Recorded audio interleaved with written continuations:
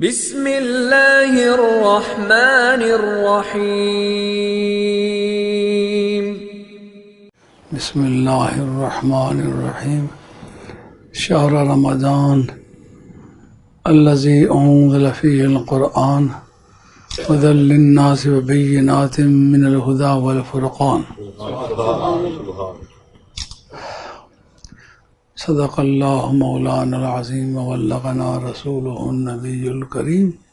ونحن علی ذلک من الشاہدین والشاکرین والحمد للہ رب العالمین۔ حاضرین کرام، سب سے پہلے تو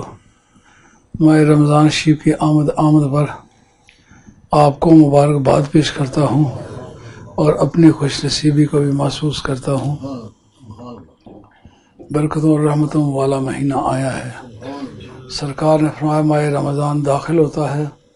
اولہ رحمت و اوسطہ مغفرت و آخرہ عتق من النار، جس کا تمہیدی مقدمہ یہ ہے وہ رحمت ہی رحمت ہوتی ہے۔ گنہگار جتنے بھی گناہ کیے ہوئے ہے یا کر رہا ہے، اس کے باوجود رحمت کی برسات میں وہ بھی شریک ہے، اور جس وقت اس کے وسط میں پہنچتا ہے، یعنی روزے رکھ کے اللہ تعالیٰ کی ذات پاک کو راضی کر لیتا ہے، اس وقت بجائے اس کے کہ وہ مغفرت مانگے،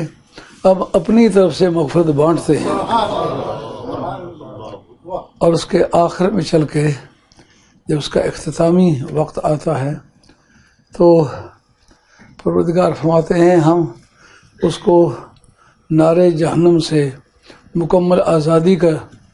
ایک دستاویز لکھ کے دے دیتے ہیں۔ یعنی اس مہینے میں جو ابتدا میں رحمت تھی، اس مہینے میں جو اس کے وسط میں گناہوں سے مغفرت کا ایک